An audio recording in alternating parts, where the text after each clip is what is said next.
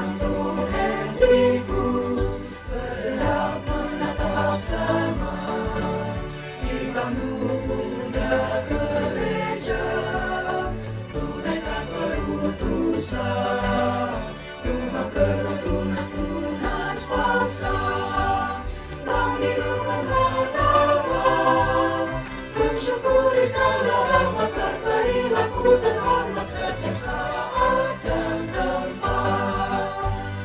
Menara sang guru sejati, memberi perhatian kepada pribadi, agar sedia tanggapi panggilan ilahi, melayani sesama seperti dari nabi.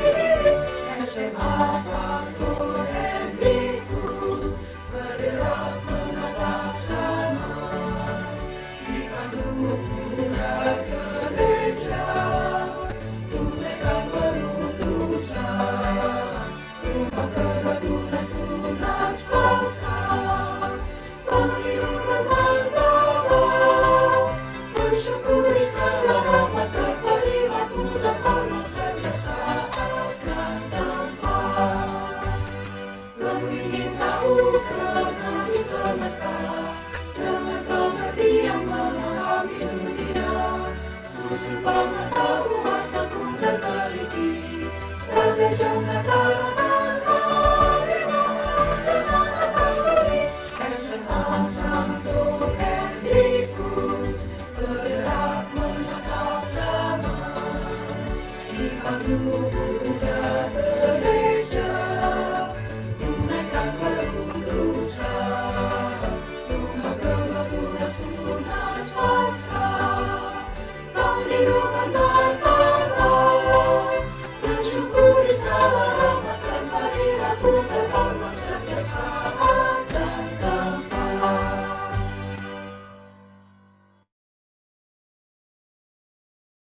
Halo semuanya, selamat siang. Hai. Selamat siang, Halo. Sebelumnya Jenny juga mau ngucapin selamat siang kepada yang terhormat Suster Yuliana Antinka Karini MC selaku Kepala SMA Katolik Santo Henrikus Surabaya. Dan juga Jenny mau ngucapin selamat siang kepada pembicara kita, narasumber kita hari ini, dan juga Bapak Ibu Guru semuanya. Selamat siang. Selamat siang. Bertemu lagi bersama Jenny di sini, tapi hari ini tentunya Jenny nggak sendirian, karena nanti Jenny ditemani oleh moderator webinar kita pada siang hari ini, dan juga ada narasumber kita. Kalau dari virtual background-nya Jenny udah kelihatan ya, namanya siapa gitu. Tapi sebelum kita memulai acara kita pada hari ini, gitu, karena kan tadi kita sebagai keluarga atau sebagai anak-anak SMA Katolik Santo Henrikus sudah menyanyikan Mars gitu.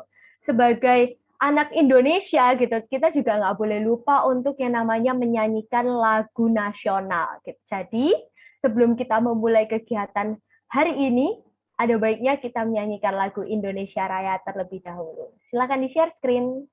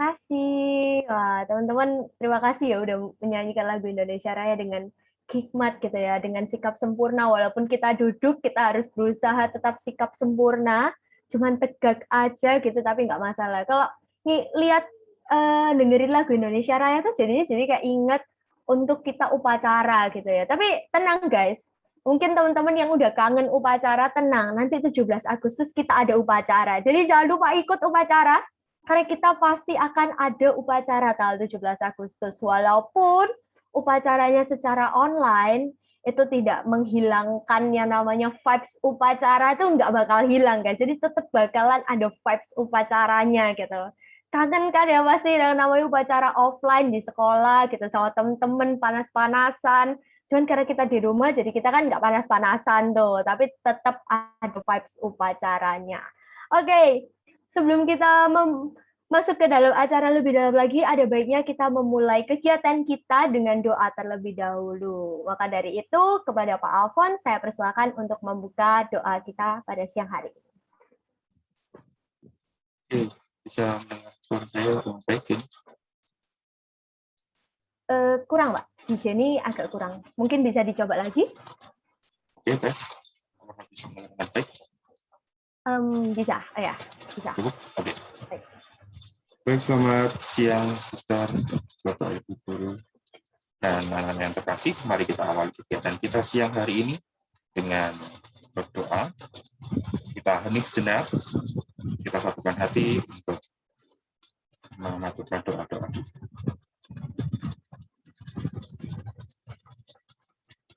Dalam nama Bapa dan Putra dan Roh Kudus. Amin. Allah Bapa yang kami kasih, puji dan syukur kami haturkan kepadamu atas berkat dan kasih setiamu yang senantiasa menyertai kami, sehingga kami boleh berkumpulkan kembali untuk kegiatan siang hari ini. Ya Tuhan, saat ini kami akan memulai kegiatan webinar kami. Berkatilah apa yang sudah dipersiapkan oleh panitia dan hadirlah tengah-tengah kami, serta berkatilah semua alat dan juga kegiatan panitia dan lain-lain, agar kami dapat menjalankan kegiatan kami dari awal hingga akhir sehingga dapat berjalan dengan baik. Semoga apa yang kami dengarkan, apa yang kami bicarakan hari ini senantiasa menjadi bekal dan kekuatan untuk masa depan kami selanjutnya. Semua doa ini kami haturkan kepadamu dengan peran Kristus, Tuhan kami. Amin. Santo Hendrikus, doakanlah kami. Dalam nama Bapa dan Putra dan Roh Kudus. Amin. Terima kasih Pak Alfon telah membuka kegiatan webinar kita ini dengan doa. Oke, sebelum Jenny kenalin teman-teman semuanya ke moderator kita pada siang hari ini dan juga narasumber kita, Jenny minta teman-teman semuanya untuk on cam. Please on cam, guys. Karena on cam itu kan udah bukan kebiasaan baru lagi ya. Jadi kita pelajaran juga on cam, selama kegiatan sekolah juga on cam. Jangan lupa kalian untuk on cam sekarang, on cam, wajib on cam, dan juga pakai virtual background-nya. Nih, virtual background nih, yang kayak gini. Ini namanya virtual background, yang di belakang gitu kan, nggak mungkin kalian nggak tahu virtual background kan, pasti pakai dong. Kalau misalnya virtual background kalian hilang, gimana? Serpan sudah kasih filenya di chat, jadi teman-teman bisa di-download langsung, bisa dipakai langsung untuk virtual background-nya. Jadi kalau kalian on cam, pastikan kalian menggunakan virtual background yang sudah dibuat oleh panitia. Oke, kalau gitu langsung aja Jenny akan kenalin teman-teman semua sama moderator kita hari ini. Ada Ko Wilbert. Hai Ko, selamat siang. Halo, selamat siang Jenny. Halo, jadi ini ada Kak Wilbert ya. Kita panggilnya Kak ya, karena kita lagi acara. Jadi ada Kak Wilbert sebagai moderator kita hari ini. Oh ya kok, kalau boleh tahu hari ini kita bakalan bahas tentang apa kok? Kalau tema webinar kali ini tuh ini nasionalisme kemerdekaan di masa pandemi gitu. Nih ya, dilihat itu dari virtual itu background ya. background ya itu kelihatan. Iya, ini teman-teman lihat nih virtual background-nya dibuat sedemikian rupa, ada tema kita gitu. Jadi nanti Harus dipakai ya. Yes, benar. Iya. Ayo teman-teman, silakan dipakai ya. Ini Iya. biar samaan gitu. Kalau kita foto bagus. Iya, kembaran gitu kan kita kakak-kakak OSIS sih biasa kembaran ya, foto aja ada ininya tersendiri gitu, kayaknya tersendiri gitu. Sama guys, kita juga di sekolah akan menggunakan hal yang sama. Salah satunya ada virtual background ini, jadi teman-teman wajib on cam dan wajib pakai virtual background-nya, bener ya Kak ya? Betul, Oke, betul. kalau gitu Mm-mm. langsung aja Jenny serahkan acaranya ke Kak Wilbert. Bisa nanti Oke, Kak siap. Wilbert yang akan memperkenalkan narasumber kita. Terima Oke. kasih. Oke, makasih Jenny. Nah, sebelum tadi kan Jenny udah kasih perkenalan singkat gitu. Kalau gitu aku mau perkenalan, tapi ini kayaknya mode serius dikit ya kan? Sebentar ya, serius sebentar, dikit aja. Assalamualaikum warahmatullahi wabarakatuh. Shalom Om Swastiastu, Namo Buddhaya dan salam kebajikan. Ada pepatah mengatakan, tak kenal maka tak sayang. Maka dari itu, izinkanlah saya untuk memperkenalkan diri. Nama saya Ignatius Wilbert Sucitro, yang akan bertindak sebagai moderator dalam webinar siang kali ini. Oke, sudah selesai mode seriusnya. Sekarang kita santai-santai aja karena sudah siang kan. Kalau kita serius-serius kurang enak ya. Langsung aja aku perkenalin narasumber kita untuk webinar kali ini. Beliau adalah Bapak Victor Immanuel Williamson Nale. Beliau bekerja sebagai dosen Fakultas Hukum Universitas Katolik Dharma Cendika. Beliau mengampu pendidikan S1 di Fakultas Hukum Universitas Brawijaya dalam bidang spesialisasi Hukum Tata Negara dan juga S2 di Fakultas Hukum Universitas Erlangga, bidang spesialisasi Ilmu Perundangan. Saya persilakan Pak Victor. Selamat siang Pak Victor. Selamat siang. Gimana Pak kabar? Sehat gitu di masa seperti Sehat, ini? puji Tuhan. Puji Tuhan sehat. Nah, kalau Pak Victor ini eh, bisa perkenalan mungkin yang lebih santai sama teman-teman. Mau dipanggil siapa gitu atau bagaimana Pak? Silakan. Ya, kalau saya sehari-hari dipanggil Victor saja. Ya, kalau sama mahasiswa dipanggil Pak Victor ya. Tapi kalau dengan rekan sekerja ya dipanggil Victor. Saya tidak punya nama alias, jadi tidak ada nama lain. Cukup dipanggil nama depan saja. Beberapa orang panggil marga saya Pak Nale. Ya, silahkan sama saja sih. Itu mungkin perkenalan singkat dari saya. Oke, kalau gitu saya nanti panggilnya Pak Victor aja biar lebih enak gitu kan. Ya, Karena saya juga kan sebentar lagi lulus gitu kan, juga bakal jadi mahasiswa ya sepantaran sama mahasiswanya Pak Victor gitu kan. Oke, kalau gitu langsung aja daripada kita berpanjang-panjang dan juga nanti menghabiskan waktu, saya persilakan Pak Victor untuk membawa webinar ini, menjelaskan materi-materi yang akan disampaikan untuk teman-teman semuanya. Silakan Pak. baik, terima kasih Wilbert untuk perkenalannya dan pengantarnya. Saya hari ini akan menyampaikan ya ini bukan materi kuliah, bukan materi pelajaran juga. Ya anggaplah kita coba sharing berbagi tentang apa yang kita alami di masa pandemi ini dan apa yang di tengah masa pandemi ini kita juga sedang menyongsong peringatan Hari Kemerdekaan kita. Lalu kira-kira apa sih yang bisa kita pelajari saat kita mau menyambut hari ulang tahun Republik Indonesia yang keberapa ini ya? Ke-76 ya. 76 Pak, 76. Yang ke-76 apa sih yang bisa kita pelajari sebenarnya dengan hampir 2 tahun kita memasuki masa pandemi. Mayoritas dari Anda mungkin bahkan tidak pernah bertemu dengan teman sekelas Anda.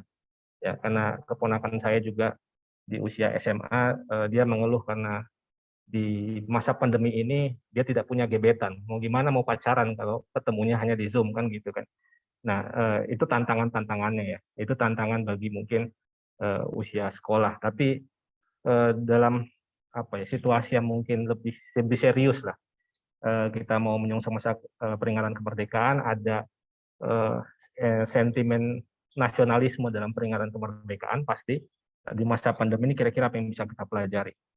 Nah, harapannya sih teman-teman juga bisa kasih umpan balik ya.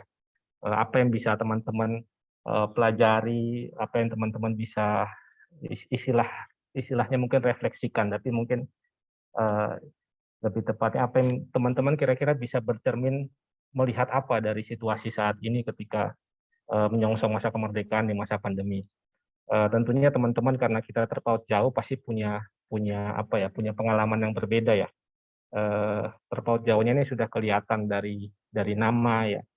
Saya dulu waktu SMA, saya pemilik nama yang mungkin paling keren satu kelas atau bahkan satu sekolah, karena rata-rata namanya itu Hendra, Gunawan, tapi saya lihat di sini namanya keren-keren. Ini sudah menunjukkan bahwa kita generasinya agak terpaut, memang jauh ya. Terlihat dari nama-nama yang makin keren. Nah, pasti juga ada cara berpikir yang berbeda dari generasi yang berbeda ini. Jadi harapannya sih kita bisa berbagi di sini. Jadi bukan hanya saya yang berbagi, tapi teman-teman juga yang berbagi di sini. Oke, jadi sebenarnya dalam sharing saya hari ini, saya ingin kita lebih melihat bagaimana kita perlu menghayati nasionalisme Indonesia di era kekinian ini ya. Kekinian dalam konteks pandemi.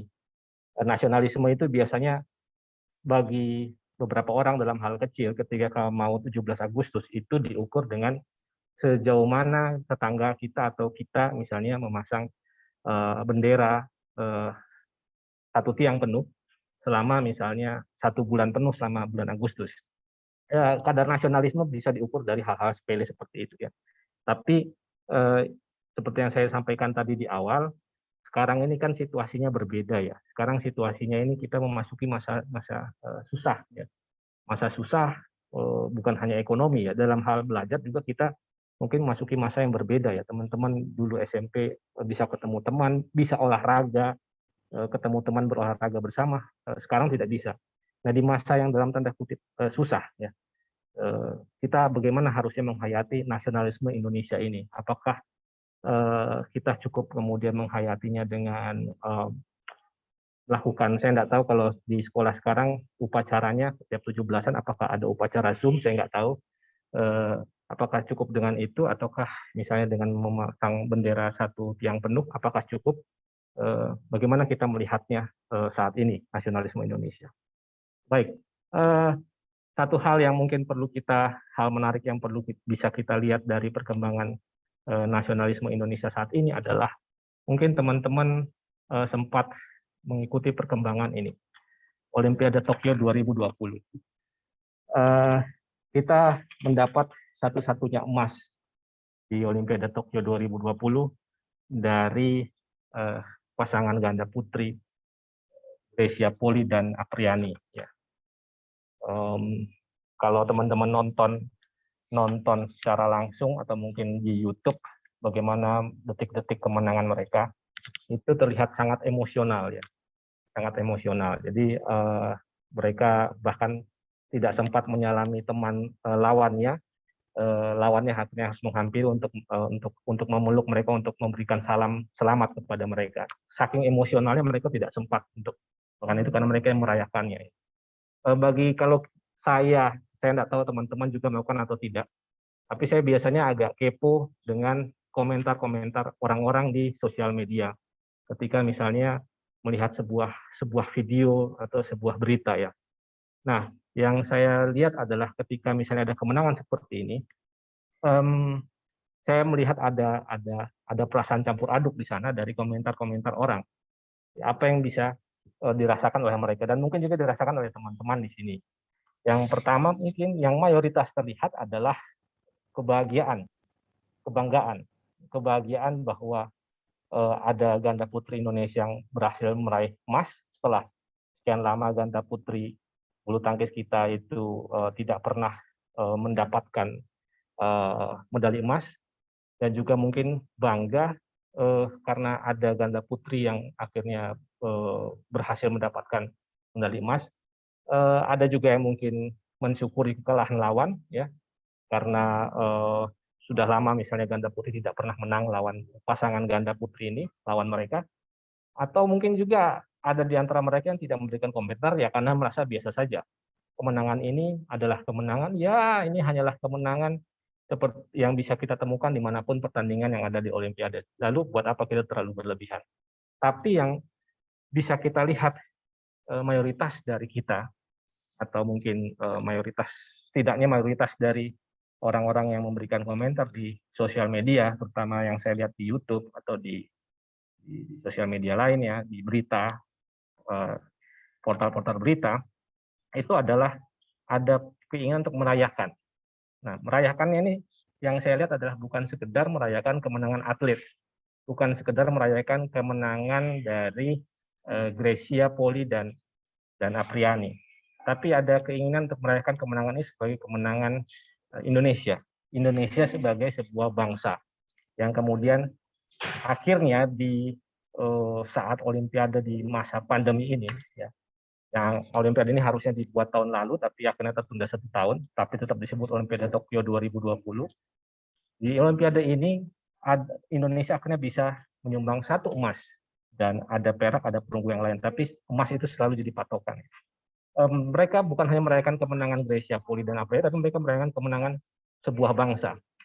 Nah, kenapa kemudian kita harus merayakan, banyak orang yang merasa bangga dan senang dan akhirnya merayakan kemenangan sebuah bangsa itu, ya, dalam pertandingan olahraga. Jadi inilah yang mungkin disebut sebagai sentimen nasionalisme. Sentimen nasionalisme itu sentimen bahwa ada kebanggaan terhadap diri kita sebagai sebuah bangsa, ya. Jadi jelek ataupun bagus, kalah atau menang, masih ada sentimen kebanggaan kita pada bangsa kita. Dan ini bukan hanya terjadi pada event-event seperti olahraga. Kadang kita bisa menjumpai kebanggaan-kebanggaan seperti itu dalam hal-hal yang sepele dan mungkin lucu. Misalnya, saya kira ini tahun lalu, ya, awal tahun ini, Februari awal tahun ini. Mungkin kalau teman-teman mengikuti berita internasional awal tahun ini, ya, itu kan di Myanmar, salah satu negara di Asia Tenggara, tetangganya Thailand, tetangganya Vietnam, itu ada kudeta militer di sana. Ada kudeta militer mengambil alih kekuasaan. Tapi di tengah-tengah berita buruk ini, di tengah berita yang bisa dibilang tidak mengenakan bagi masyarakat internasional, ada satu berita lucu yang kemudian menjadi salah satu berita yang banyak dilihat di salah satu yang saya ambil ada di SCMP, tentang ada yang viral video seorang instruktur aerobik di Myanmar yang kemudian di tengah-tengah ada kumpulan truk tentara, pasukan militer, wirawiri di depan gedung DPR mereka. Instruktur aerobik ini melakukan aerobik diiringi lagu yang sedang viral saat itu di YouTube yang judulnya Bang Jago. Ya, di tengah kudeta militer di Myanmar, viral seorang wanita asik aerobik diiringi Ampun Bang Jago, yang kemudian komentar yang muncul di media sosial menunjukkan netizen Indonesia merasa ya, lagi-lagi merasa karya bangsanya berhasil masuk ke negara lain, seperti K-pop yang berhasil masuk ke Indonesia. Di sini ada sentimen nasionalisme juga sebenarnya. Jadi kalau kita lihat sentimen nasionalisme, kebanggaan kita sebagai sebuah bangsa itu ternyata bisa muncul di banyak hal. Bisa muncul di dalam hal ketika misalnya kita menang dalam pertandingan olahraga, bisa muncul ketika misalnya kita melihat bahwa karya anak bangsa Indonesia itu kemudian diakui sebagai karya yang bagus di negara luar, ya. Saya lupa ada salah satu band juga di Indonesia yang kemudian posternya itu muncul di billboard di Times Square di New York. Saya lupa nama bandnya. Itu menunjukkan kebanggaan, menaikkan kebanggaan, sentimen kebanggaan kita sebagai anak bangsa Indonesia. Jadi ternyata nasionalisme itu bukan hal yang mungkin dianggap sebuah hal yang condong ke politik, tidak juga. Nasionalisme itu bisa kita kemudian jelaskan dari hal-hal yang sederhana-sederhana seperti ini. Jadi dari hal-hal yang sederhana seperti kita melihat pertandingan olahraga, ketika kita melihat misalnya fenomena seperti ini, ketika ada lagu Indonesia yang viral kemudian dipakai di banyak negara, disukai oleh banyak orang dari berbagai negara, kebanggaan itu pun bisa kita definisikan sebagai nasionalisme juga. Ada rasa kebanggaan di situ, terutama ketika karya kita diakui. Nah, jadi ketika kita bicara nasionalisme ini tidak hanya soal hal-hal yang berbau politik, ya, nasionalisme itu bisa muncul di mana saja. Tetapi kemudian tadi yang saya sampaikan di awal bahwa nasionalisme ini kemudian harus kita letakkan harus kita coba kaitkan dengan situasi saat ini. Jadi pandemi ini dari bulan Maret tahun lalu. Artinya kalau dari bulan Maret, ini sudah 1,5 tahun pandemi ini berlangsung, dan ya saya tidak tahu, dan banyak dari kita juga tidak tahu kapan kira-kira pandemi ini selesai kan. Pandemi ini selesainya kapan? Ada dulu waktu awal COVID muncul, ada salah satu pakar survei di Indonesia bilang Juni akan selesai. Kita sudah menunggu-nunggu Juni, ternyata lewat Juni pandemi tidak kunjung selesai, malah akhirnya bertambah hingga saat ini. Nah, dalam situasi itu maka kita perlu melihat bahwa nasionalisme itu memang bisa didefinisikan secara sederhana. Seperti tadi yang tadi saya bilang, dalam situasi olahraga, dalam misalnya ketika kita melihat karya kita diakui di banyak negara, kemudian kita punya sentimen nasionalisme naik. Tetapi juga kita perlu lihat bahwa kebanggaan kita sebagai sebuah bangsa itu harus coba kita lihat bagaimana kemudian kita aktualisasikan, kita jalankan, kita laksanakan dalam situasi pandemi yang sudah 1,5 tahun ini. Ya. Nah, kadang ada beberapa negara yang kemudian memaknai nasionalisme itu artinya berarti bahwa mereka harus melindungi semua orang yang ada di negaranya. Jadi misalnya begini, dalam contoh misalnya dalam hal vaksin ya.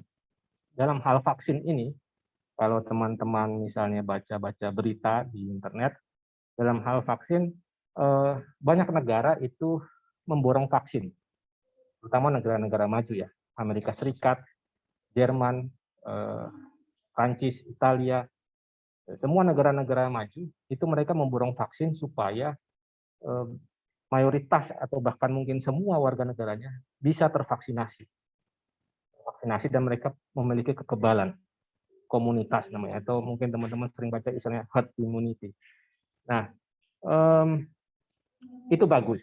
Tetapi ternyata ketika mereka mencintai warga negaranya, mencintai negaranya, dan kemudian memborong vaksin, ya, agar kemudian bisa memvaksinasi semua warga negaranya, ternyata banyak negara yang tidak kebagian. Sehingga WHO misalnya, Organisasi Kesehatan Dunia, World Health Organization, itu sampai mendesak negara-negara kaya supaya tidak memesan vaksin untuk booster imunitas penduduknya. Jadi kita tahu vaksin itu kan harus 2 dosis ya, harus 2 dosis. Sekarang negara-negara kaya tidak lagi memberikan dosis kedua, malah sampai dosis ketiga untuk warga negaranya.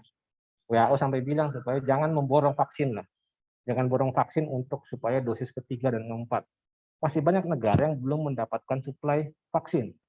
Ya. Nah, dari sini kita lihat bahwa ketika kita punya kebanggaan terhadap bangsa kita ingin melindungi, misalnya ini kita pemerintah, kita ingin melindungi warga negara kita supaya kemudian warga negara kita itu sehat, ya, itu wujud dari nasionalisme pemerintah masing-masing negara.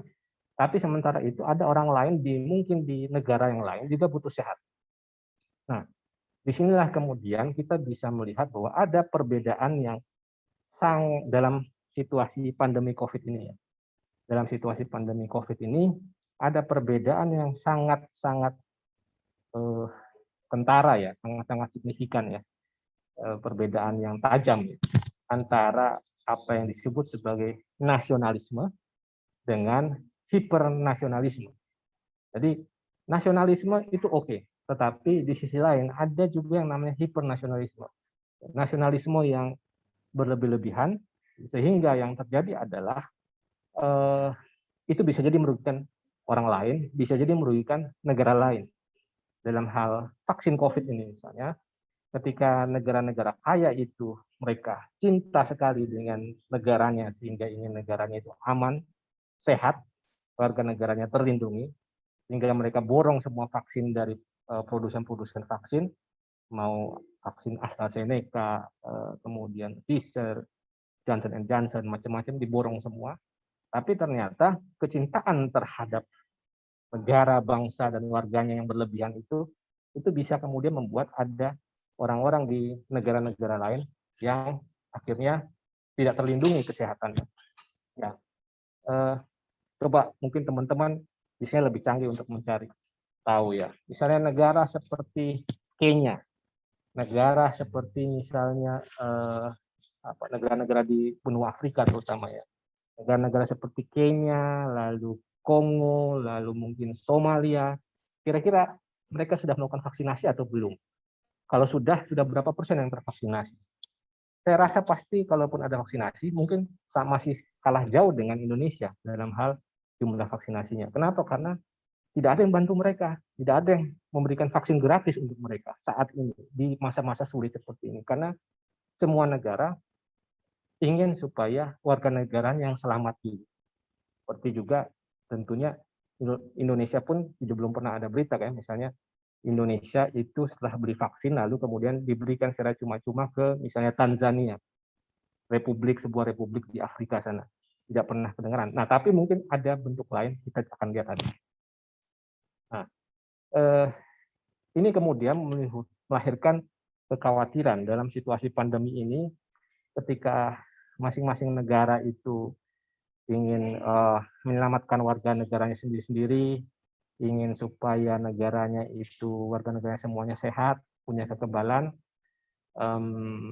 mayoritas warganya tervaksinasi. Ada negara-negara yang kemudian akhirnya mengalami situasi yang gawat, ya, ini salah satu contohnya. Salah satu contohnya negara seperti Iran. Iran itu negara di Timur Tengah, di Asia. Mereka dikategorikan negara miskin juga tidak, dikategorikan negara kaya juga tidak, ya tengah-tengah lah, tengah-tengah. Tapi mereka terisolasi karena ada masalah politik dengan Amerika Serikat sehingga ada banyak embargo yang diberikan kepada mereka oleh Amerika Serikat. Nah, kita lihat beberapa waktu lalu di berita muncul pemberitaan soal bahwa di Iran jumlah kasus COVID semakin lama semakin naik dan belum ada tanda-tanda penurunan. Indonesia bulan lalu sempat naik, ya. Saya sendiri, keluarga saya sendiri bahkan 2 rumah ya. Jadi anak saya, istri saya, mertua saya, adik saya semua kena COVID. Untungnya saya puji Tuhan tidak terkena ya. Saya nggak tahu, mungkin saya terkena tapi saya tidak tahu ya. Tapi secara tes saya tidak positif ya. Itu saya sudah bikin kegelisahan yang luar biasa bagi banyak warga ya. Tapi kita lihat sekarang makin lama grafiknya di Indonesia mulai menurun. Tapi di Iran tidak ada tanda-tanda menurun. Sampai dengan kemarin grafiknya masih juga naik ya. Masih juga naik, tidak ada tanda-tanda bahwa ini akan menurun. Saya lihat petanya juga merah semua. Kalau di kita mungkin masih ada yang oranye, bahkan ada yang sudah kuning ya wilayahnya. Tapi di sana benar-benar merah. Nah, bagaimana kita bisa menolong negara-negara sepertinya? Mungkin juga banyak selain Iran ya. Selain Iran juga ada banyak negara yang juga mungkin mengalami hal yang sama dalam situasi yang memprihatinkan seperti saat ini. Lalu apa yang harus kita lakukan dalam kaitannya dengan nasionalisme? Pertanyaannya kan gitu. Nah, saya jadi teringat dengan salah satu pidato dari Insinyur Soekarno, presiden pertama kita, atau yang juga familiar dipanggil Bung Karno, ya, pada pidatonya tanggal 1 Juni 1945 ya. Setiap tanggal 1 Juni kemudian akhirnya kita memperingati hari lahir Pancasila. Setiap 1 Juni. Jadi karena pidato Insinyur Soekarno ini atau pidato Bung Karno ini adalah pidato pertama yang ada di Indonesia yang kemudian menjelaskan soal Pancasila itu apa. Ya, itu di sidang BPUPKI. Nah, ini kalau guru sejarah pasti hafal singkatannya ya, BPUPKI atau Dukritsu Jundi Chosakai. Ya. Itu Badan Penyelidik Usaha Persiapan Kemerdekaan Indonesia. Ya, semoga benar panjangannya. Tapi singkatannya BPUPK. Nah, dari pidato Bung Karno tanggal 1 Juni ini kita melihat bahwa kalau tadi kita lihat bahwa ada negara-negara yang memborong vaksin supaya mereka saja yang dapat vaksin, negara lain biar ya terserahlah negara lain mau akhirnya kena COVID semua warga negaranya, ya bodoh amat gitu kan. Nah, tapi kalau kita lihat, kita baca pidato Bung Karno tanggal 1 Juni tahun 45 di BPUPKI, ya, kita melihat bahwa nasionalisme itu bisa eksis, bisa tumbuh, nasionalisme itu bisa kemudian istilahnya relevan, ya, kalau ada yang namanya solidaritas, ya, solidaritas. Solidaritas itu lebih saya belum ketemu padanan katanya, sinonimnya apa kira-kira solidaritas. Kalau dulu itu saya nggak tahu sekarang masih ada apa enggak ya harinya. Kalau dulu itu saya ingat ada Hari Kesetiakawanan Nasional. Ya, sekarang saya nggak tahu masih ada apa enggak. Dulu itu ada, zaman Orde Baru itu ada Hari Kesetiakawanan Nasional. Solidaritas itu mungkin semacam itu ya, semacam kesetiakawanan. Nah, dari pidato Bung Karno ini bahwa nasionalisme itu hanya, kalau Bung Karno pakai istilahnya itu internasionalisme, ya. Tapi sebenarnya maknanya sama dengan solidaritas. Jadi kalau menurut Bung Karno, nasionalisme itu akan percuma kalau kemudian kita tidak hidup dengan bangsa-bangsa lain secara kekeluargaan. Jadi kata Bung Karno, kita mendirikan negara Indonesia merdeka itu harus menuju pula kepada kekeluargaan bangsa-bangsa. Jadi bukan kemudian bangsa-bangsa yang saling berkompetisi, tapi bangsa-bangsa yang berkeluarga, ya. Bangsa-bangsa yang berkeluarga. Nah, ini sebenarnya di tahun 45, tapi sebenarnya ini adalah sebuah pandangan yang futuristik sebenarnya. Kenapa? Karena begini. Kenapa kemudian kita harus hidup sebagai bangsa yang saling berkeluarga dengan bangsa-bangsa lain? Beberapa tahun lalu, teman-teman bisa googling ya. Beberapa tahun lalu ada penelitian yang kemudian dirilis, penelitian dari Eijkman Institute di Jakarta. Eijkman Institute ini sebuah lembaga penelitian biologi di Jakarta yang kemudian meneliti tentang DNA manusia dari belahan dari penjuru dunia manapun ya. Kemudian mereka meminta banyak relawan, banyak kemudian orang-orang tokoh-tokoh penting juga jadi relawan untuk kemudian melihat bahwa kira-kira orang ini dia DNA-nya ini apakah benar-benar orang, misalnya anggaplah orang Jerman, dia benar-benar pure orang Jerman atau tidak? Atau misalnya anggaplah ini orang Jawa nih, diambil DNA-nya, dia benar-benar murni orang Jawa atau tidak? Teman-teman bisa cari Eijkman Institute ya. Nah, ternyata setelah diteliti DNA-nya, tidak ada satupun manusia di dunia ini yang DNA-nya itu benar-benar 100% DNA tempat kelahirannya dia. Jadi anggaplah misalnya orang Malaysia, tidak ada orang Malaysia misalnya DNA-nya 100% Melayu. Tidak ada. Ada salah satu artis, saya lupa, waktu dia juga jadi relawan, ternyata ininya DNA-nya itu menunjukkan bahwa dia punya DNA genetik ya, dia orang Jawa kalau nggak salah. Genetiknya itu DNA-nya itu bercampur antara Tiongkok, Chinese, campur dengan ada Timur Tengahnya juga, kemudian ada Jawanya juga, dengan campur juga dengan apa. Jadi, dan itu terjadi di mana-mana. Kalau saya pernah juga nonton YouTube interview dengan pemain bola yang juga dites DNA-nya. Pemain-pemain bola itu tidak ada yang benar-benar DNA-nya, misalnya mungkin teman-teman sudah nggak tahu ya. Dulu waktu saya masih kuliah itu ada pemain bola terkenal dari Argentina namanya Hernan Crespo dari Argentina. Hernan Crespo dites DNA-nya ternyata 60% DNA-nya adalah DNA orang Italia, bukan Argentina. Jadi apa yang disampaikan Bung Karno dulu itu relevan. Kita tidak bisa menjadi bangsa Indonesia yang kemudian menganggap bahwa kita berbangsa yang berdiri sendiri ya. Kita harus menjadi bangsa yang berkeluarga dengan bangsa-bangsa yang lain. Bangsa yang berkeluarga dengan bangsa-bangsa yang lain, artinya ketika bangsa lain itu butuh bantuan, kita harus bergandengan tangan dengan mereka.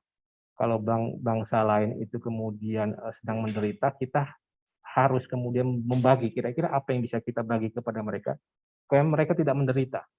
Nah, itu sebenarnya ingin disampaikan oleh Bung Karno yang ternyata kalau kita lihat misalnya hari ini banyak nasionalisme di banyak negara, terutama di Eropa itu makin lama makin nasionalismenya itu sempit ya.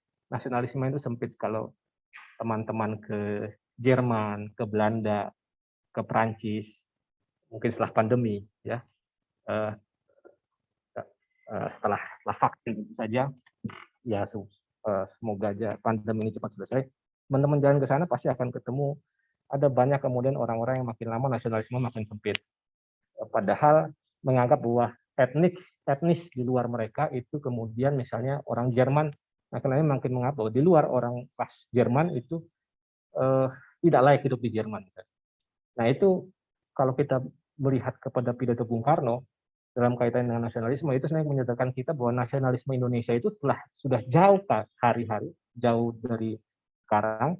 Tahun 45 sudah disampaikan oleh Bung Karno bahwa kita adalah bangsa yang harus berkeluarga ya. Jadi ini saya bilang tadi futuristik dan visioner. Nah, contoh konkretnya bagaimana? Contoh konkretnya ini. Indonesia ini yang kemudian pernah jadi guyonan ya di sosial media ya. Bulan lalu kan kita krisis oksigen ya. Krisis oksigen. Saya sendiri salah satu yang sempat kesulitan mencari tabung oksigen. Untung ada teman yang meminjamkan tabungnya ya. Dan sudah dapat tabung, oksigennya pun susah nyarinya. Begitu dapat oksigennya pun ternyata harganya jauh di atas harga biasanya. Nah, waktu itu kemudian ada yang mengangkat lagi berita ini. Di bulan Mei, artinya 2 bulan sebelumnya, Indonesia kirim 3.400 oksigen ke India. Akhirnya banyak netizen yang bilang, ngapain kita kemarin ngirim ribuan oksigen ke India, ternyata sekarang kita butuh. Karena pada saat itu, India memang menghadapi gelombang kedua pandemi yang kurang lebih sama mengerikannya dengan kita kemarin bulan lalu. Ya. Kita sebagai bentuk solidaritas, kita kirim 3.400 oksigen. Nah, ketika orang kemudian mulai mencibir, ada kabar baiknya bahwa India yang kemudian kita pernah kirim bantuan oksigen, itu kemudian mengirimkan lagi oksigen ke kita sebagai bentuk solidaritas. Dan bukan hanya India, tapi juga ada Swiss. Nah, inilah yang kemudian tadi disebut sebagai nasionalisme yang bersolidaritas. Ya. Nasionalisme yang kemudian, yang pakai istilah Bung Karno itu bukan sekedar nasionalisme, tapi internasionalisme. Ya. Jadi melihat bahwa bangsa lain itu keluarga kita juga. Waduh Pak, itu kejauhan. Kalau misalnya saya ini kan ruang lingkup hidup saya ini dari kecil sampai sekarang saya SMA itu di Surabaya terus. Apa yang bisa saya lakukan sebagai orang yang nantinya mau menjadi orang yang nasionalis dan bersolidaritas supaya bisa menjalankan apa yang disampaikan oleh Bung Karno tadi di pidatonya tanggal 1 Juni. Ya teman-teman kita tidak perlu kemudian akhirnya oke, kalau gitu kita kumpulkan tabung oksigen, kita kirim ke negara antah berantah mana yang lagi butuh. Terlalu jauh memang. Terlalu jauh. Tapi kita bisa kemudian mewujudkan apa yang tadi disampaikan oleh Bung Karno tentang nasionalisme yang bersolidaritas itu, kita bisa temukan dalam hal-hal yang lebih konkret dan sederhana dalam situasi pandemi ini. Ya, beberapa waktu yang bulan lalu saya pernah nonton berita misalnya bahkan bukan hanya yang sakit, bahkan yang sudah akhirnya meninggal dunia pun kadang-kadang mereka susah dapat peti mati misalnya. Kalaupun ada, harganya mahal. Ya, harganya mahal. Ada misalnya kemudian juga berita soal kremasi yang makin lama makin mahal. Ya. Kremasi yang makin lama makin mahal. Bagi beberapa orang yang ingin bersolidaritas, mereka kemudian membantu berjejaring ya. Berjejaring itu bekerja sama agar mereka yang butuh peti mati, mereka yang butuh misalnya kremasi yang terjangkau itu kemudian bisa mendapatkan fasilitas-fasilitas seperti itu. Atau misalnya yang lebih sederhana lagi. Ya. Yang lebih sederhana lagi misalnya yang pernah saya alami sendiri di awal bulan Juli, kemarin ketika satu rumah saya kena COVID semua, ya, satu rumah saya, dan kebetulan 1 kilometer dari rumah saya adalah rumah mertua saya juga kena COVID semua. Dan ketika itu saya bingung, dapat resep dokter, tapi tidak ada satupun apotek yang punya obat itu. Ya, itulah di saat itu bingung ya. Ada keluarga kita sakit, kita punya resepnya, kita punya uangnya, tapi kita nggak bisa mendapatkan obat itu di mana. Nah, dalam situasi saat itu ternyata ada banyak orang yang kemudian bersolidaritas, dan kemudian misalnya untungnya sekarang ada WhatsApp group ya. Di WhatsApp group akhirnya muncul ketika kita berbagi kesulitan, ada saja orang yang kemudian, oh saya punya ini, mungkin teman-teman pernah dengar ada obat yang kemudian akhirnya dipakai juga seperti ivermectin dan lain-lain. Akhirnya ada, oh saya punya ivermectin yang masih sisa saya sakit kemarin, ini saya kasih ke Anda, siapa tahu Anda membutuhkan. Ada yang kemudian sebelumnya kena COVID masih punya vitamin D ya yang bisa dipakai, akhirnya saya punya vitamin D sisa, saya bagi ke kamu. Nah, ini saya lihat bentuk solidaritas yang konkret yang menunjukkan bahwa ada nasionalisme itu kita bisa temukan dalam situasi pandemi. Ya. Bahkan ada yang sampai misalnya melakukan penggalangan dana, ada yang melakukan layanan konseling gratis, ada yang kemudian donasi uang. Dan bagi orang-orang yang saya lihat anak-anak muda sekarang makin canggih memanfaatkan Instagram ya. Mereka yang kemudian bisa endorse pelaku-pelaku usaha, karena selama 1 bulan kemarin kan PPKM selama 2 minggu itu sangat-sangat ketat sehingga jualan agak susah. Sehingga akhirnya banyak yang menawarkan, saya iklankan produkmu, jualan makananmu, saya tidak pungut biaya misalnya. Itu bentuk solidaritas. Bentuk solidaritas itu sebenarnya kalau kita kaitkan dengan yang tadi, ya inilah bentuk nasionalisme itu sendiri. Ya. Jadi bentuk nasionalisme itu yang dulu mungkin sebelum pandemi kita seringkali wujudkan nasionalisme kita, terutama pas Hari Pahlawan ya. Biasanya kadang pakai kostum-kostum militer, kostum-kostum pejuang ya kan. Itu kan menunjukkan nasionalisme secara penampakan luar ya. Oke, itu oke. Tetapi kemudian dalam situasi pandemi ketika kita tidak bisa pakai kostum-kostum militer atau kostum pejuang, kita nggak bisa tunjukkan nasionalisme kita secara simbolik seperti itu. Nah, kita bisa tunjukkan nasionalisme kita secara konkret yang bersolidaritas, yang seperti ini. Yang sebenarnya ini ya sesuai dengan apa yang disampaikan oleh Bung Karno dalam pidatonya. Yang kalau teman-teman mau tahu sebenarnya solidaritas itu yang disampaikan Bung Karno ini kaitannya dengan sila keberapa. Kalau teman-teman baca pidatonya Bung Karno ini, apa yang disampaikan Bung Karno dalam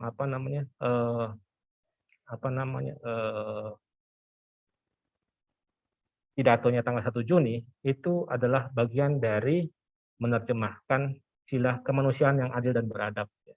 Jadi kemanusiaan yang adil dan beradab itu bisa kita tunjukkan dalam bentuk nasionalisme yang bersolidaritas. Disitulah kemanusiaan yang adil dan beradab itu kita temukan ya. Jadi kemanusiaan yang adil dan beradab itu nggak perlu jauh-jauh ya. Jadi kita berbagi obat dan vitamin, berbagi makanan bergizi, berbagi bahkan hingga peti mati, itu ya bentuk kemanusiaan yang adil dan beradab yang tadi dikatakan nasionalisme yang bersolidaritas itu. Yang kalau selama pandemi itu kita lihat 53% itu bantuan dalam bentuk kesehatan, dan saya sendiri mengalaminya sendiri ya. Saya bahkan di rumah saat ini akhirnya dulunya tidak punya kotak khusus obat, sekarang punya kotak khusus obat karena obat vitamin bantuan itu akhirnya tersisa banyak ya. Saya kadang bagi ke orang juga sampai sekarang belum habis-habis juga ya. Yaitu bentuk solidaritas. Lalu logistik, pendidikan, pemberdayaan ekonomi dan lain-lain. Nah, terakhir. Kadang kita bingung mengawalinya dari hal yang saya mau sesuatu yang besar, Pak. Saya mau sesuatu yang besar. Saya berbagi vitamin ke tetangga saya, ya itu oke, tapi rasanya kok kurang berdampak bagi orang-orang yang lebih besar, yang lebih luas. Nah, ini ini saya temukan contoh di Jogja. Sebenarnya bukan hanya di Jogja, di Bali juga banyak seperti ini. Karena di Jogja dan Bali itu kan hidup dari pariwisata ya. Yang nggak tahu ada orang Jogja dan Bali nggak di sini. Tapi Jogja dan Bali itu kan hidupnya dari sektor wisata. Karena tidak boleh tempat pariwisata ditutup selama PPKM, orang-orang tidak bisa ke Jogja. Banyak yang akhirnya mungkin selama ini bergantung dari menyewakan mobil, sopir rental, menyewakan mobilnya dan lain-lain, akhirnya tidak bisa hidup. Nah, banyak orang-orang yang akhirnya bersolidaritas dengan cara misalnya seperti yang dilakukan oleh relawan ini, relawan komunitas tempat nasi gratis di Jogja. Setiap hari kemudian mereka mengisi etalase dengan 10 nasi bungkus setiap hari untuk warga yang membutuhkan ya. Dan kadang-kadang ada orang-orang di luar komunitas ini yang akhirnya juga mengisi nasi secara gratis di sana. Makanan Indonesia kan harus halal, bergizi dan tidak gampang basi ya. Di Yogyakarta ada 14 etalase. Jadi artinya kalau misalnya ada 20 nasi bungkus saja per etalase, artinya setiap harinya ada 280 orang yang misalnya tidak bisa makan, akhirnya bisa makan. Ya, ini satu contoh saja bagaimana bersolidaritas. Mungkin banyak orang yang melakukannya lebih dari ini ya, dan mungkin tidak tercover oleh internet atau berita ya. Tapi banyak yang melakukannya saya rasa. Mungkin ini terlampau berat bagi beberapa orang. Oke lah, kalau misalnya Anda mungkin tidak bisa melakukan hal-hal seperti ini, atau mungkin juga tidak bisa melakukan hal-hal yang seperti ini, mungkin nasionalisme yang bersolidaritas itu bisa dilakukan dalam hal-hal yang jauh lebih sederhana lagi. Misalnya, tidak semua dari kita mungkin punya rezeki yang berlebihan. Tapi saya rasa berbagi tip misalnya Rp5.000 ke abang-abang Gojek dan abang-abang GrabFood yang mengantarkan makanan ke kita, itu bentuk dari solidaritas yang sangat-sangat sederhana. Ya. Karena di situasi pandemi ini saya rasa banyak dari mereka akhirnya tidak bisa hidup dari mengantar penumpang saja ya. Karena penumpang juga mungkin sudah berkurang karena tempat kerja banyak yang WFH, akhirnya mereka mungkin harus mengandalkan dari pengantaran makanan. Saya rasa itu juga bentuk solidaritas yang paling sederhana. Kalau kita tidak bisa melakukan yang besar, ya mungkin agak kesulitan yang ini, saya rasa hal yang kecil pun kita bisa lakukan dalam bentuk solidaritas. Ya, jadi kalau kemudian semua orang bersolidaritas satu sama lain, semua bangsa satu sama lain itu bersolidaritas ya sebagai bentuk nasionalisme mereka. Ya, jadi kita bersolidaritas dengan tetangga kita, bersolidaritas dengan kawan kita sebagai bentuk nasionalisme.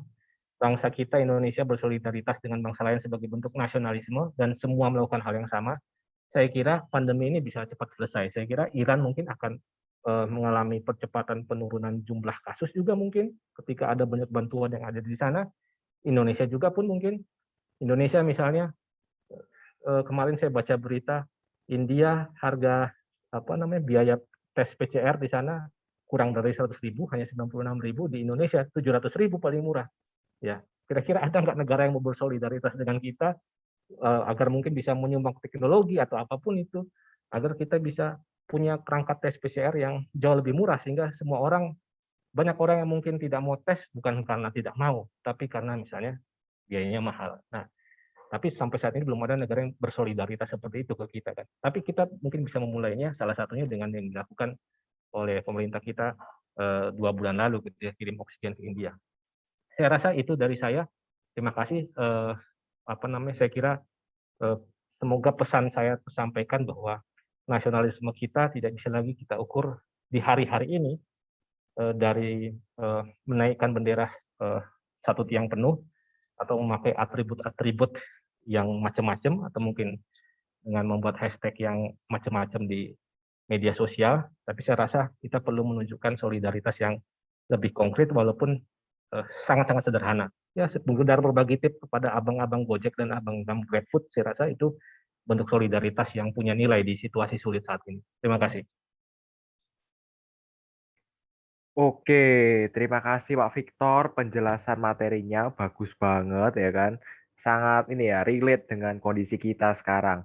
Lalu juga saya persilahkan untuk teman-teman semua atau Bapak Ibu guru yang mau mengajukan beberapa pertanyaan, silakan langsung chat aja di kolom chat ya. Nanti langsung eh, kita ajak bicara nih dan pertanyaan-pertanyaannya gitu. Kalian nggak usah malu, nanti bisa chat aja, bisa chat langsung private ya nggak apa-apa. Nanti bisa aku bacain.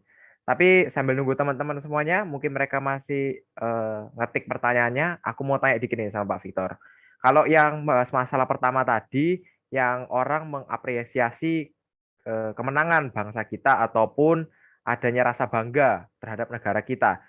Lalu kalau kita lihat di media sosial, banyak sekali orang yang mengatakan, halah, nggak usah over proud gitulah, biasa aja. Padahal bagi sebagian orang, mengapresiasi tersebut juga merupakan bukti dukungan kita terhadap bangsa kita gitu.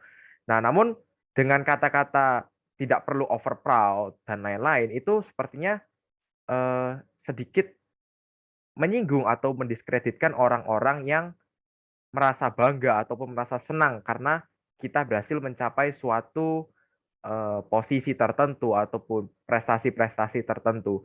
Menurut Bapak, kata-kata over proud ini benar-benar, maksudnya over proud ini boleh apa tidak sih Pak? Atau batasannya sampai mana kira-kira?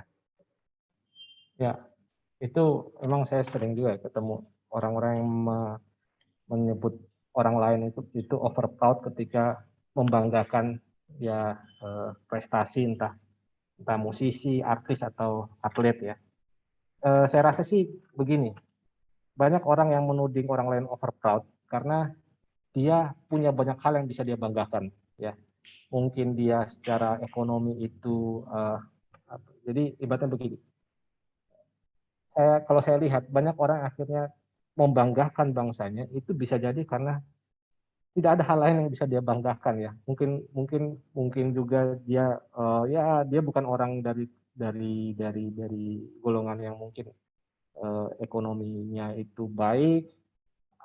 Mungkin juga dia tidak punya prestasi. Hanya satu hal yang mungkin dia bisa banggakan yaitu mungkin idolanya, mungkin atlet kebanggaannya, mungkin juga musisi kebanggaannya. Sehingga itulah yang dia banggakan terus ya. Kalau menurut saya sih kadang-kadang kita membanggakan secara berlebihan dalam beberapa hal itu menurut saya sih wajar-wajar saja karena di era saat ini tuh kita perlu mempublikasikan bangsa kita itu seluas mungkin ya dengan cara ya netizen Indonesia ini kan terkenal dari media sosial itu kan suka tanda kutip ngebom di mana-mana ya. Jadi misalnya kemudian ada isu apa gitu mereka nggak suka, kemudian mereka serang gitu. Jadi kekompakannya tinggi. Saya rasa kalau kemudian kita punya kebanggaan kepada prestasi atau apapun selama masih dalam batas wajar dibanggakan, ya tidak perlu kita kritisi. Kecuali kemudian kebanggaan itu ditunjukkan dengan cara kemudian merendahkan bangsa lain itu yang jelek ya. Misalnya beberapa waktu lalu saya lupa, saya baru ingat siapa sih Word Genius ya kalau nggak salah yang sempat booming tahun lalu ya. Iya, Word Genius. Itu kan di Malaysia kan sempat dilarang ya karena bukan dilarang ya tapi sempat ditolak oleh beberapa orang golongan-golongan tua di Malaysia karena dianggap itu lagu setan gitu kan. Nah, tapi kan netizen Indonesia kan bangga kan karena viewernya banyak, nongkrong di Times Square di New York, billboardnya di Times Square di New York itu kan jarang yang bisa masuk sana. Selama membanggakan musisinya dengan menunjukkan bahwa karyanya memang bagus, nggak masalah. Tapi kalau kemudian karena Malaysianya lalu kemudian kita membanggakan dan merendahkan musisi Malaysia, nah itu yang menurut saya jadi merendahkan diri sendiri, meninggikan diri kita lalu merendahkan yang lain itu menurut saya yang jelek ya. Tapi itu yang banyak terjadi juga di media sosial karena di media sosial sekarang semua boleh bicara ya, susahnya begitu. Semua boleh berpendapat. Baik, makasih Pak. Jawabannya cukup memberi saya ini ya, sebuah pengetahuan baru bahwa teman-teman juga saya yakin pasti dari kalian juga ada yang bangga atau seneng ya kan karena kita mencapai suatu prestasi tertentu, tapi karena terhalang kata-kata over proud ini mungkin kalian jadi agak bimbang gitu. Tapi setelah jawaban dari Pak Victor, kita tahu paling nggak batasan yang bisa kita pakai adalah jangan sampai kita merendahkan orang lain ataupun bangsa lain. Jadi seperti itu. Kalau dari saya itu dulu, tapi kalau sepertinya tadi saya lihat ada ini ya, ada pertanyaan di kolom komentar dari Ferry Utomo.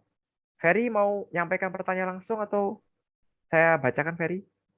Kayaknya langsung lebih enak deh. Ferry? Ya, nggak apa-apa. Langsung nggak apa-apa juga. Oke. Silakan Ferry tanya ke Pak Victor. Baik, ini saya ada pertanyaan yang sebenarnya saya dari awal tadi sudah kepikiran gitu. Ini saya penasaran, apa perbedaan antara chauvinisme dan hypernasionalisme? Apakah ada perbedaan atau kedua hal tersebut sebenarnya merupakan hal yang sama tapi kata-katanya saja yang berbeda? Karena sebelumnya saya pernah mendengar bahwa chauvinisme itu merupakan nasionalisme yang berlebihan. Sebab itu saya jadi bertanya-tanya, apa kedua istilah ini ada perbedaannya atau sebenarnya sama saja? Terima kasih. Oke, makasih Ferry pertanyaannya. Silakan Pak Victor. Oke. Chauvinisme itu kalau saya tidak salah ya, dulu di PPKN ya biasanya ya. PPKN biasanya muncul tuh, chauvinisme. Ya memang sebenarnya sih secara esensinya sebenarnya sama antara hypernasionalisme dengan chauvinisme itu esensinya sama ya. Saya lupa ingat ya. Kalau chauvinisme itu kan dia punya etimologi yang berbeda. Etimologinya berbeda, etimologi itu asal-usul katanya sehingga membentuk kata chauvinisme itu mungkin berbeda dengan hypernasionalisme. Hypernasionalisme itu dia tidak punya etimologinya, tidak bersumber dari pendapat salah satu tokoh misalnya. Tapi kalau chauvinisme, kalau saya tidak salah, ini mohon dikoreksi sama guru PPKN ini. Kalau chauvinisme itu dia punya etimologi sendiri, dia punya asal usul kata sendiri. Kalau hypernasionalisme itu dia ya bisa dimaknai secara istilahnya itu secara gramatikal ya, secara gramatikal dari tentu saya dari kata hyper itu berlebihan dan nasionalisme sehingga dia jadi nasionalisme yang berlebihan. Kalau chauvinisme itu dia ekspresinya sama dan dampaknya juga bisa jadi sama. Hanya memang hypernasionalisme itu sekarang dalam literatur lebih banyak dipakai ya, karena chauvinisme itu kan diksi atau istilah yang sudah dipakai cukup lama dalam kasanah pemikiran tentang kewarganegaraan. Tapi kalau hypernasionalisme itu istilah yang bisa dibilang biasanya digunakan untuk literatur atau referensi awam ya, berita, teks-teks berita, teks-teks yang sasarannya adalah pembaca awam. Mereka lebih cenderung menggunakan istilah yang mungkin lebih mudah dipahami oleh mereka yang tidak pernah mempelajari soal chauvinisme di sekolahnya, mungkin lebih mudah memahaminya dengan kata hypernasionalisme. Jadi secara makna, secara efek samping sebenarnya sama, dia hanya punya perbedaan dalam hal etimologinya saja ya. Asal usul kata yang membentuk istilah itu. Baik, terima kasih Pak. Gimana Ferry? Puas dengan jawabannya? Cukup puas ini.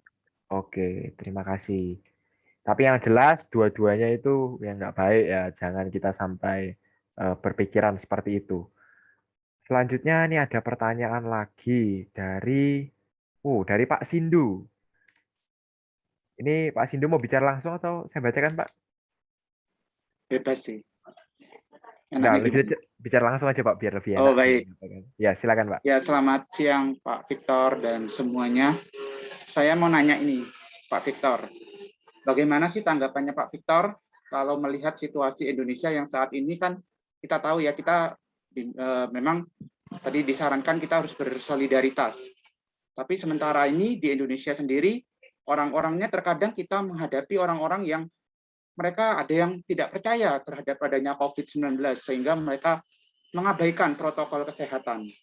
Ya, dan kita juga mungkin ada menemukan juga beberapa orang yang mereka menyalahkan pemerintah dengan adanya PPKM ini sehingga membuat perekonomian mereka menjadi sulit. Itu. Terima kasih. Baik, terima kasih Pak Sindu. Saya langsung jawab lah, atau bagaimana Wilbert? Silakan Pak, langsung dijawab aja. Langsung jawab. Ya. Ya. Jadi menarik ini Pak. Kebetulan tahun lalu saya ada penelitian dengan Asosiasi Antropologi Indonesia kerjasama dengan Badan Nasional Penanggulangan Bencana ya, di 5 provinsi. Salah satunya Jawa Timur, jadi ada Sumatera Utara, Jawa Barat, Jawa Timur, Bali, dan Sulawesi Selatan. Ya. Itu provinsi yang angka COVID-nya lumayan tinggi ya tahun lalu.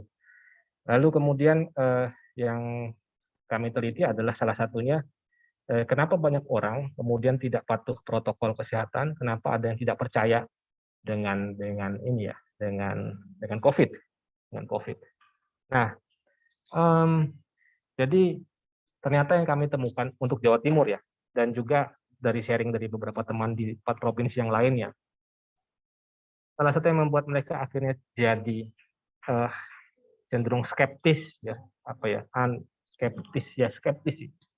skeptis dan tidak peduli dengan anjuran pemerintah soal COVID adalah satu, karena inkonsistensi informasi.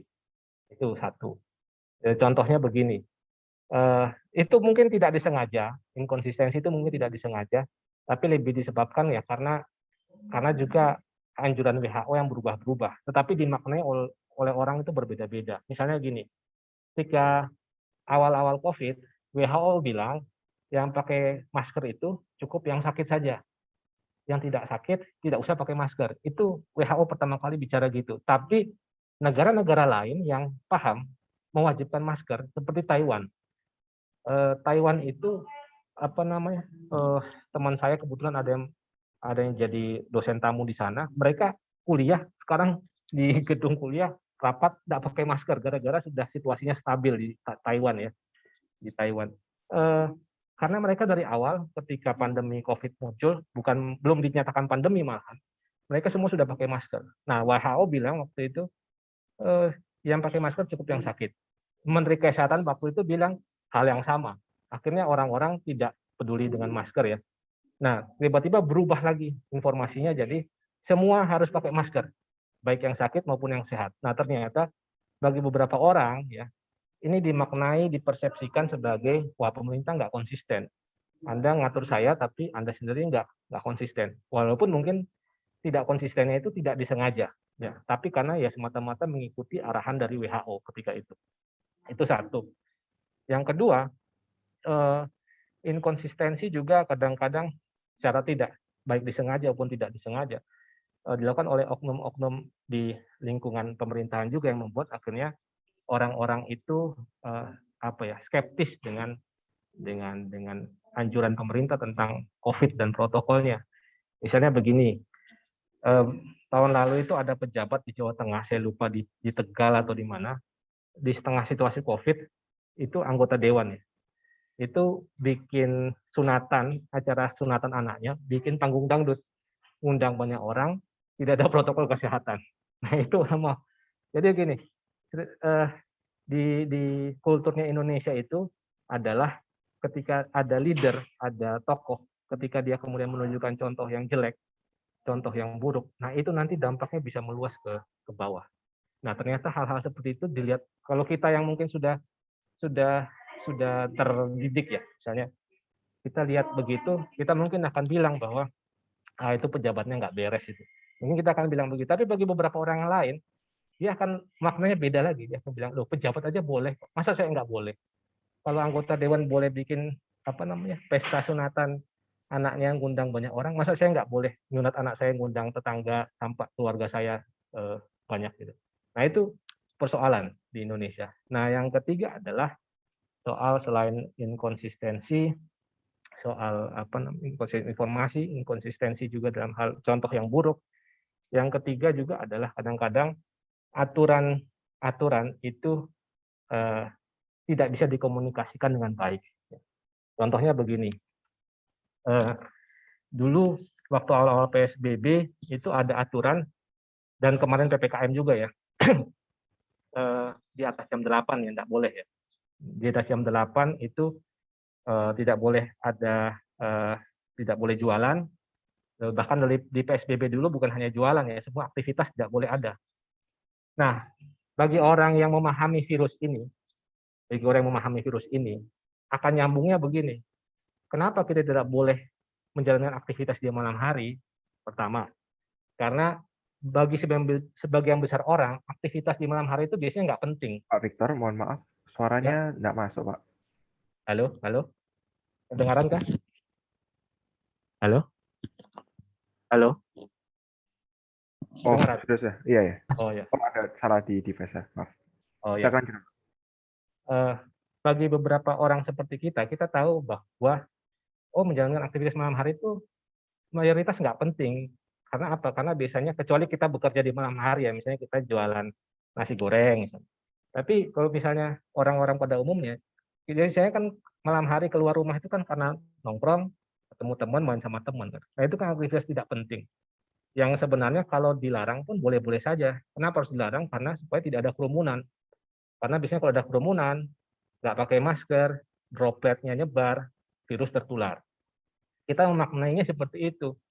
Tapi kalau bagi banyak orang yang tidak memahami komunikasi hukum dengan baik, dimaknainya apa? Aturan tidak boleh jualan dan tidak boleh beraktivitas di malam hari. Dimaknainya, berarti corona itu hanya ada di malam hari.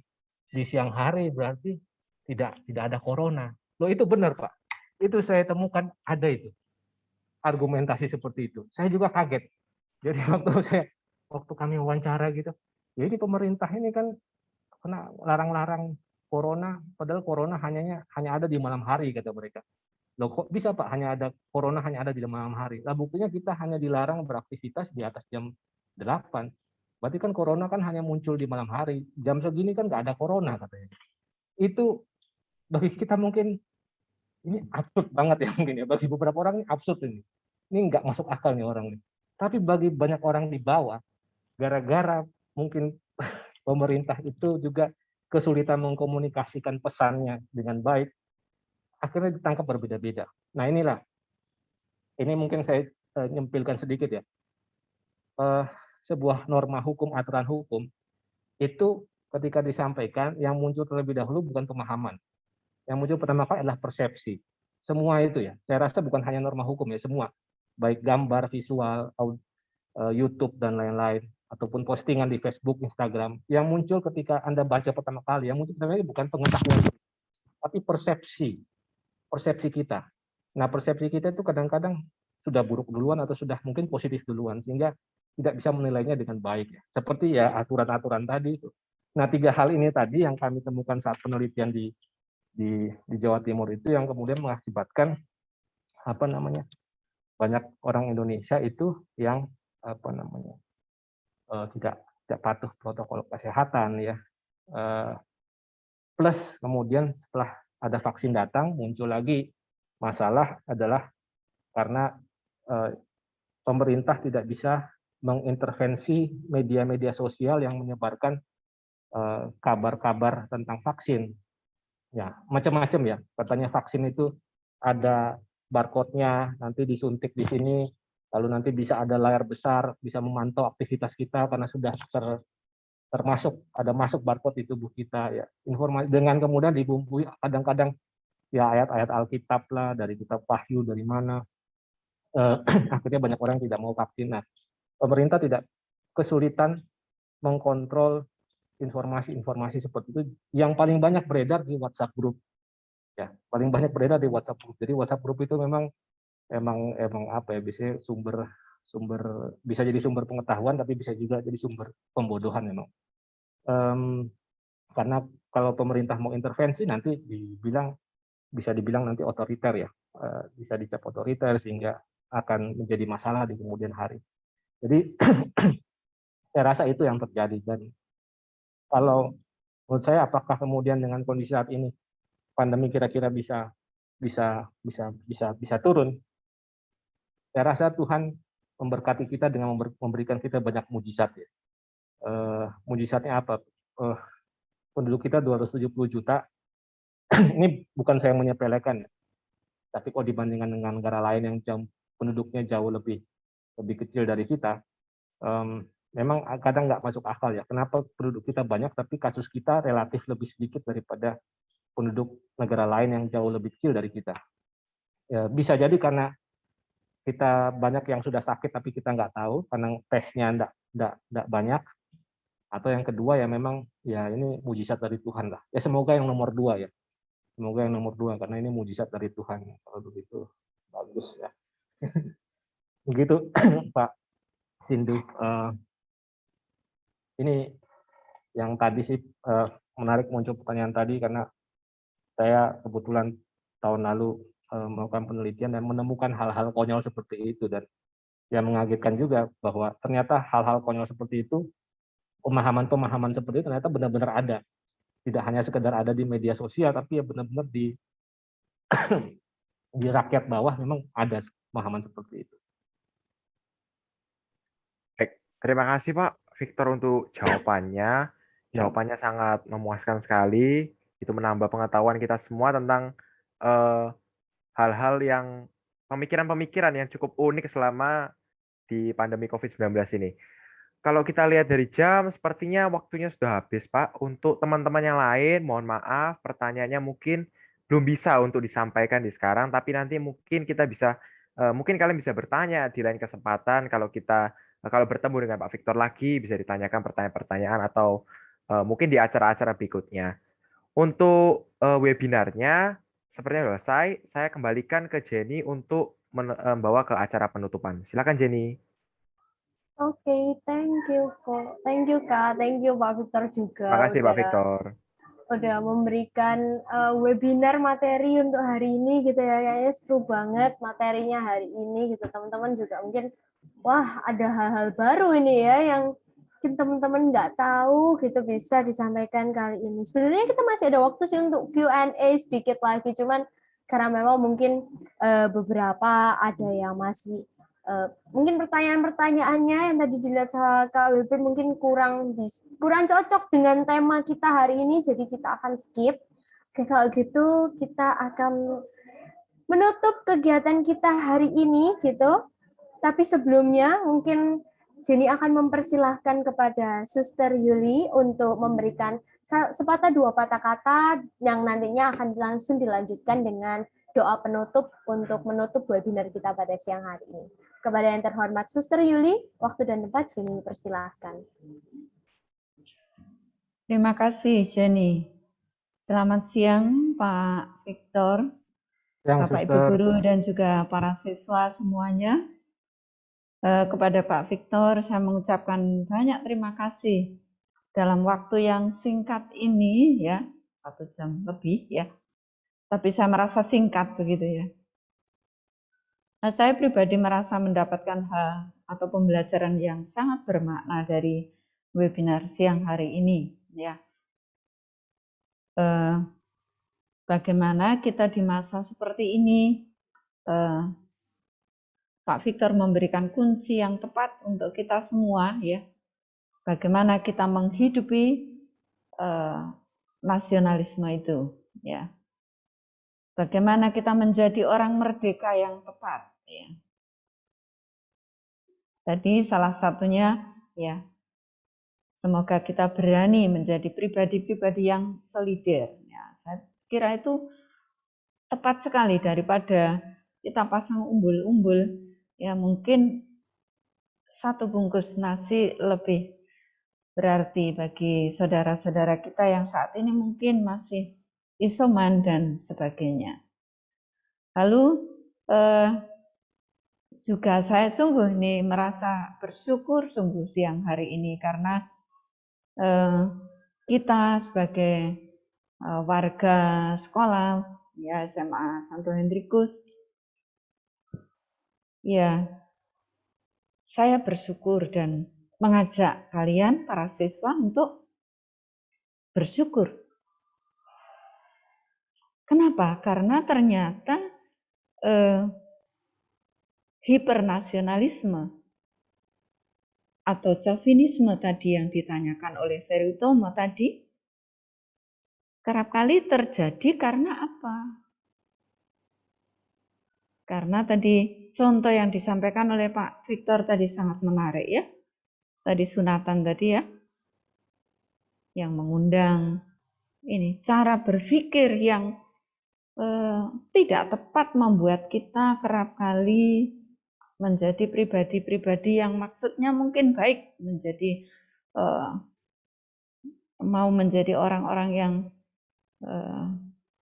nasionalis ya, tapi kadang mungkin sikap kita tidak pas, tidak tepat ya, atau cara kita memaknai peristiwa tidak benar. Nah, siang hari ini Pak Victor memberikan contoh yang sangat-sangat bagus. Dan bersyukurlah bahwa kalian saat ini duduk di bangku sekolah SMA. Harapannya kalian menjadi pribadi-pribadi yang mampu memaknai setiap peristiwa. Dan bukan seperti tadi, seperti yang disampaikan oleh Pak Victor ya. Itu boleh, kenapa saya tidak? Ya, pasti kita akan pakai ini ya. Itu ya. Tidak kenapa boleh, ukurannya boleh. Ukurannya bukan boleh atau enggak boleh. Tapi kita memakai ini. Kunci, satu kata kunci, mungkin juga saya ingin berbagi sedikit ini, satu kata ini. Dialog gitu ya. Kalau ada dialog itu, katanya yang pertama tuh yang harus kita pikir itu yang dia, Tuhan ya. Kalau kita bertindak itu harus selalu ada dia di tengah kita ya. Dia, lalu lu, kamu, orang lain. Baru G, gue ya. Jadi dia, lu, gue terakhir. Jadi kenapa orang lain boleh, saya enggak boleh? Ya, itu selalu harus ada dialog dalam hati kita, ya. Pikir bahwa Tuhan melihat selalu apa yang kita lakukan. Pikir bahwa orang lain lebih penting daripada saya, baru saya. Kan kita orang Indonesia biasa kan menyusun kalimat aja selalu saya duluan, baru orang lain berikut-berikut. Enggak, ya. Orang lain dulu, baru saya terakhir. Nah, sungguh luar biasa apa yang disampaikan oleh Pak Victor hari ini ya. Saya merasa bersyukur sungguh diingatkan supaya kita semuanya bersyukur dengan kesempatan yang kita miliki saat ini. Boleh belajar meskipun secara daring. Kesempatan yang tidak semua anak Indonesia memiliki atau miliki seperti kalian ya. Mari kita mensyukuri anugerah ini, kesempatan seperti siang hari ini, dan juga kesempatan-kesempatan lain yang Tuhan masih siapkan untuk kita. Terima kasih Pak Victor. Juga mohon maaf mungkin kalau ada yang kurang berkenan. Terima kasih. Terima kasih, Suster. Baik, Suster, terima kasih. Jadi juga minta kesediaannya Suster untuk langsung menutup acara kita dengan doa hari ini. Bisa langsung dipimpin doa. Baik, Jenny. Pak Victor, Bapak Ibu Guru, dan anak-anak sekalian, mari kita kembali bersyukur kepada Tuhan. Dan sekaligus mohon berkat-Nya untuk kita semua dan keluarga kita masing-masing. Dalam nama Bapa dan Putra dan Roh Kudus. Amin. Allah Bapa yang Maha Kasih, kami bersyukur atas kesempatan siang hari ini. Engkau telah memberikan kepada kami seorang narasumber pribadi yang kami yakin Kau utus bagi kami siang hari ini. Kami mohon berkat-Mu bagi Pak Victor, juga bagi keluarga beliau. Kiranya Engkau senantiasa memberkati dengan kesehatan yang baik, dan semoga gagasan-gagasan baik yang beliau miliki dapat selalu ditularkan kepada siapapun beliau memiliki relasi ke depannya. Kami bersyukur atas kesempatan siang hari ini boleh berjumpa, mendengarkan sharingnya. Kiranya kami semua juga berani belajar untuk menjadi pribadi-pribadi yang memiliki nasionalisme tinggi, tapi juga sekaligus terbuka. Tuhan, terima kasih Engkau telah menyertai kami, dan saat ini kami akan undur diri. Kiranya Engkau memberkati kami semua untuk aktivitas-aktivitas kami yang lain.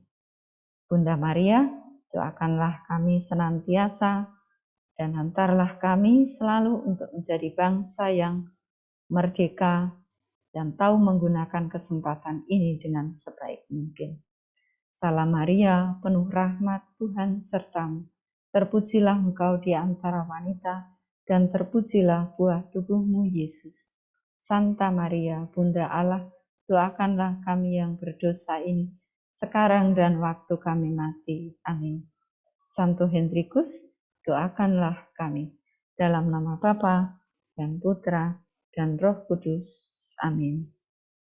Sekali lagi terima kasih Pak Victor untuk waktunya siang hari ini. Tuhan berkati. Terima kasih, Suster. Terima kasih, Suster. Terima kasih, Suster. Terima kasih. Terima kasih, Terima kasih, Pak Suster. Victor.